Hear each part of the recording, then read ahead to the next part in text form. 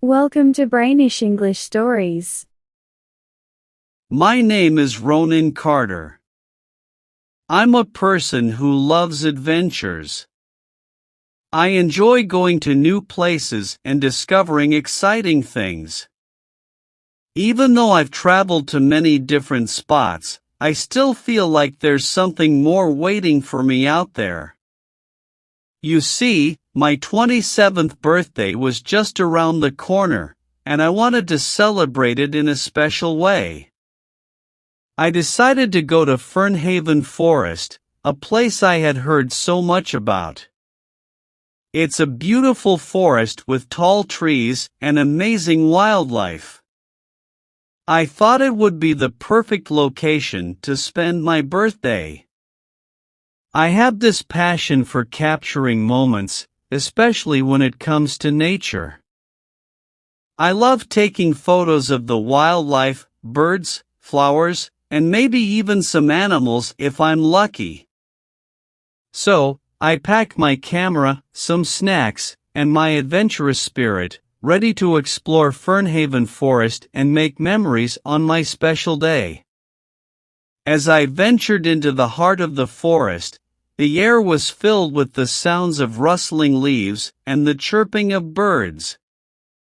The sunlight peeked through the branches, creating a magical atmosphere. After wandering through Fernhaven Forest for a while, I realized it was time to set up camp for the night. Since I'm an adventurous guy, I always like to be prepared. So, I brought along a little something extra for my journey, a gun, just in case I encountered any wild animals. I found a nice spot, cleared away some leaves and branches, and set up my tent. The sun was setting, and the forest was slowly turning dark. I gathered some twigs and started a small fire.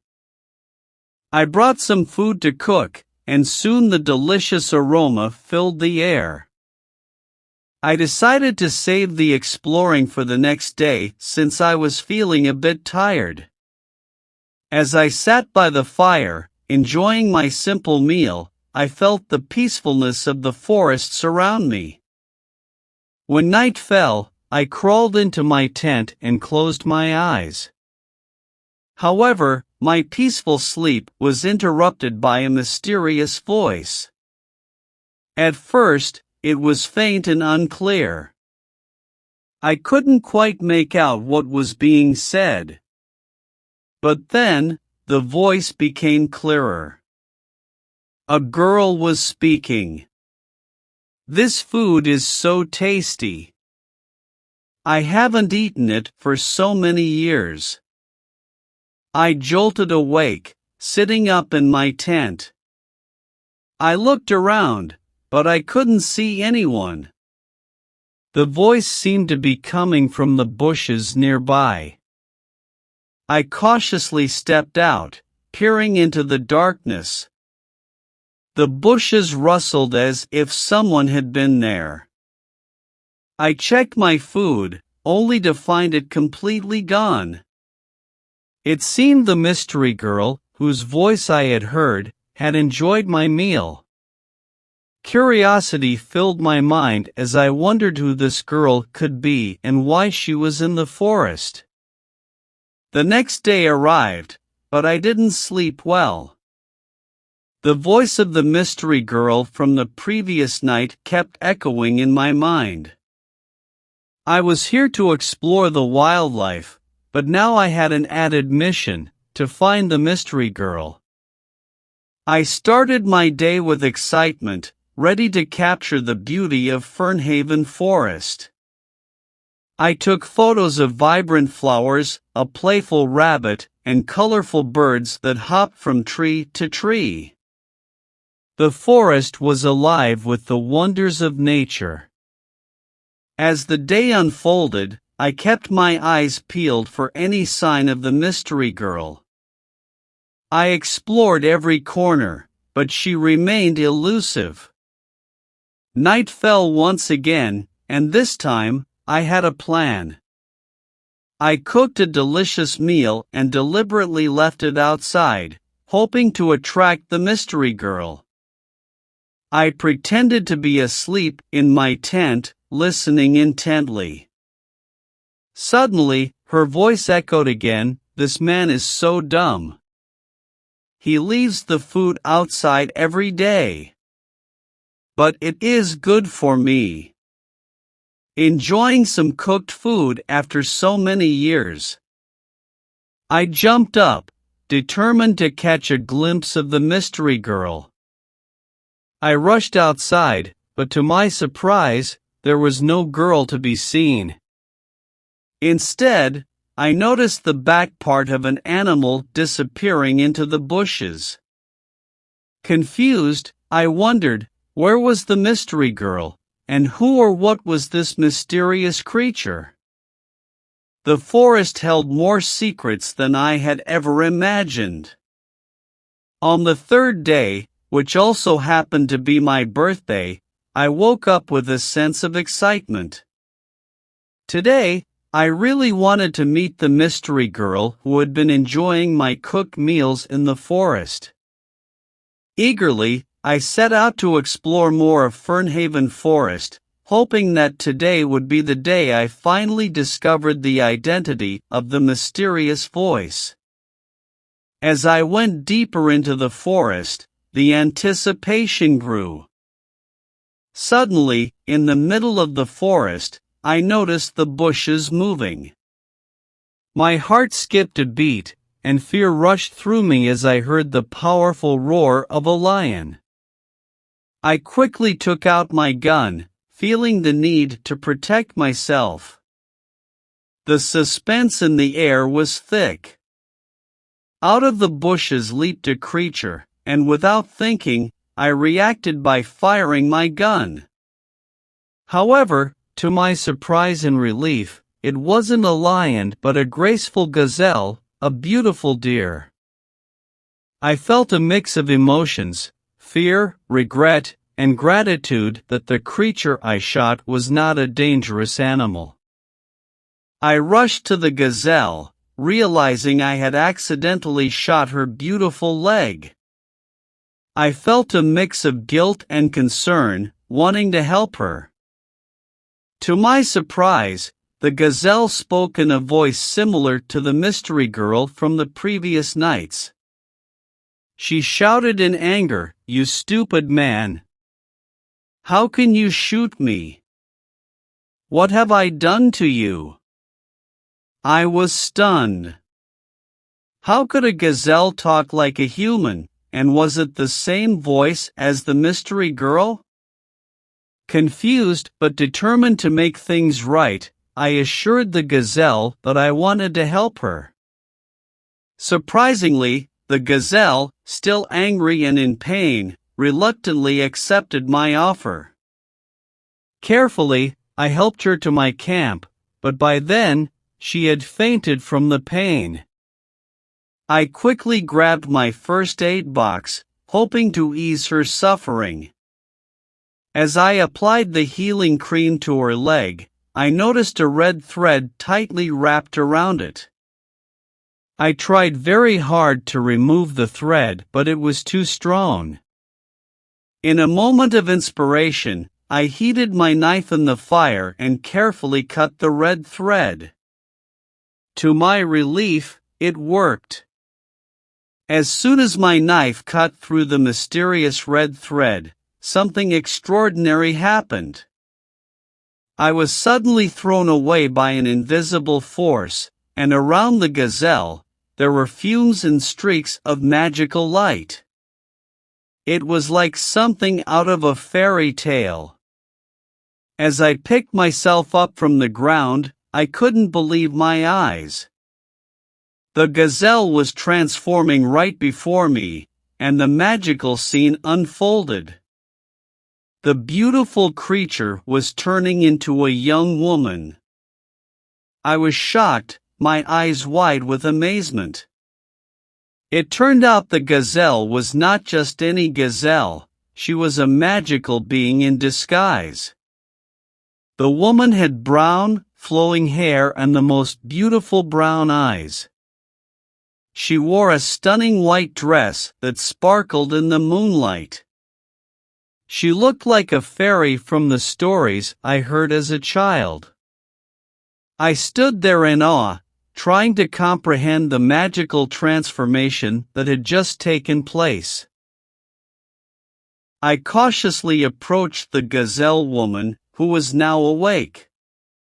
She looked very thin and seemed just as surprised as I was about the magical transformation. Her fingers brushed through her hair, and she touched her body, almost as if to reassure herself that she was human again. Filled with happiness that I'd played a part in her return to her original form, I went near her and asked, "Who are you?" The Gazelle woman, instead of answering, hugged me happily. She expressed her gratitude, saying, "Thank you so much. Because of you, I am human again. I have been suffering for so many years, but you freed me from the evil spell." I smiled, feeling a warm connection with this magical being. I held her hand in mine and said, "I am glad I could help you. But tell me, who are you? How did you become a gazelle? Tell me everything." I was eager to unravel the mystery that had brought us together and discover the extraordinary story of the Gazelle woman. Nyla, the Gazelle woman, began to share her heartbreaking story with me. She revealed that she lived 100 years ago with her family. At the age of 19, she faced something terrifying. A man named Victor, who was 40 years old, became obsessed with her and wanted to marry her. Nyla, however, refused his proposal. Victor's obsession turned him into a monster. He followed Nyla everywhere, creating problems for her and her family. Fearing for her safety, Nyla stopped going out of the house. One dreadful day, Victor broke into her home and committed a horrific act. He killed her entire family right in front of her eyes. He coldly stated that he wanted her to feel the pain of losing loved ones. Victor was a true psycho. Nyla, devastated and broken, begged Victor to end her life as well. But he had a different plan. He gave her a drink, claiming it was poison that would end her suffering. Little did she know, it was an evil cursed drink. As Nyla drank it, she fainted. Victor then took a white thread, soaked it in his own blood, and tied it tightly around Nyla's leg.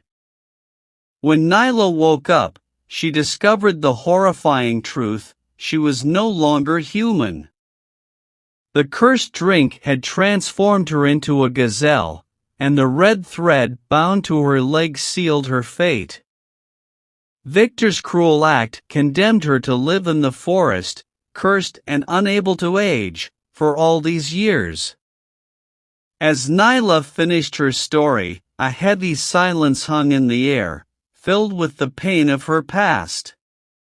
Hearing Nyla's heartbreaking story, I couldn't help but feel a deep sense of sorrow for her. I told her that maybe now, after all these years, she could live her life freely.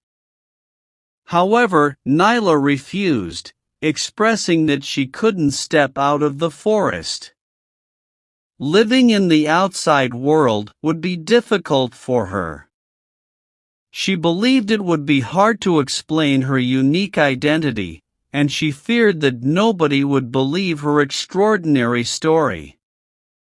Respecting Nyla's decision, I assured her that I understood. I shared my plans with her, saying that I was going to stay for one more week in the forest. After that, I would return to my family and my normal life. But I promised Nyla that I would help her as much as possible.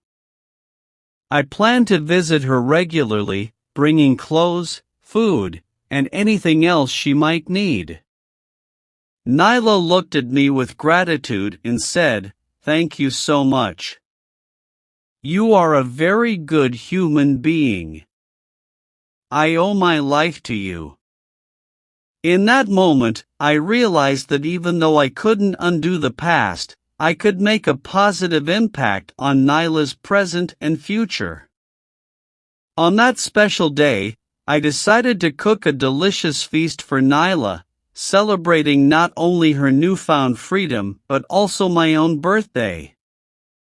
As I shared the news with her, she was genuinely happy to hear about it. We sat together, enjoying the aroma of the food and the warmth of the campfire. I showed Nyla the photos I had taken of the wildlife during my explorations, and her eyes lit up with delight. She expressed curiosity about the present world and its human beings. Eager to share, I opened up about my life, my family, and my career. I explained how the world had changed since her time. In return, Nyla shared the details of her past life and family.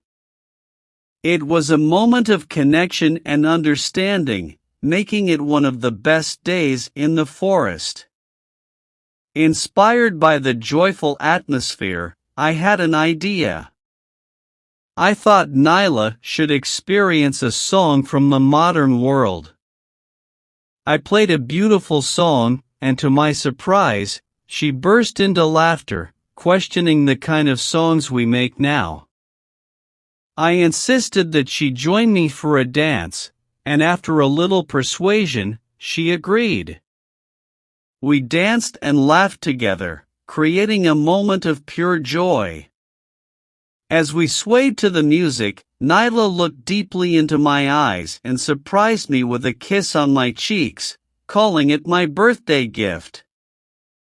I was taken aback, but incredibly happy. It was the most beautiful gift of my life, given by the most beautiful person. In that moment, I felt a strong connection with Nyla, and it seemed like she felt the same way. The remaining days in the forest were filled with moments of closeness between Nyla and me. We ate together, danced together, and explored the enchanting forest hand in hand. It felt like we had formed a bond that surpassed time itself. Day by day, I found myself falling deeper in love with Nyla, and she too seemed to share the same feelings. As the night before my departure approached, a heavy sadness settled between us. I knew I had to leave and go back to my family who was eagerly waiting for me. However, the thought of parting from Nyla was tearing at my heart. In the quiet of the night, I made a decision. I couldn't leave without confessing my feelings to Nyla. Holding her hands, I poured out my emotions. "I am leaving tomorrow, but believe me, my heart isn't ready to leave you. I want to be with you, not just today or tomorrow, but forever. I want to spend my life with you. I love you, Nyla. You are the most beautiful person in my life. Please come with me. I promise I will make things right. You don't have to worry about anything." Despite my heartfelt plea, Nyla gently refused, saying, "I love you too, Ronan. But you cannot take me with you. It's not possible. I have lived more than 100 years, and you have a beautiful life waiting for you. I know you want to explore the world. But if I come with you, you will never be able to live your dreams. These 7 days were the best days of my life, all thanks to you. I have lived enough, but your family and the world are waiting for you. Go, my love. It's what I want for you, please. Her words, though filled with love, carried a sense of selflessness, and I knew I had to honor her wishes, no matter how difficult it was for both of us. I knew Nyla was right, I had to return to my family. But the thought of leaving her was difficult. Still, I promised to come and meet her every weekend. Our love story wasn't ending here. Meeting her felt like destiny. The next morning arrived with tears in our eyes. Parting ways was tough, and we hugged each other tightly. I didn't want to leave her, but I had to. As I walked away, I left everything behind for her to use. Promising to meet her the next weekend, I reluctantly left. Returning home, my friends and family greeted me with birthday celebrations. Although it was nice, my mind lingered on thoughts of Nyla. Days passed, and Saturday came. I prepared to leave for Fernhaven Forest, eager to reunite with my love, Nyla. However, a terrible event unfolded. My mother had a heart attack. We rushed her to the hospital, and I couldn't leave her side. I stayed with my mother throughout her recovery, which took almost a month. Once assured of her wellness, I finally left for Fernhaven Forest. Along the way, my thoughts were consumed by the anticipation of reuniting with Nyla. When I arrived, I found the tent empty. I searched everywhere for Nyla but couldn't find her. I stayed for a week, but she didn't return. I was devastated, wondering if she gave up on me, if something happened to her, or if she had moved to a new place. What happened to my love, Nyla? She came to me as a mystery and vanished just the same. Maybe destiny would lead me to her again.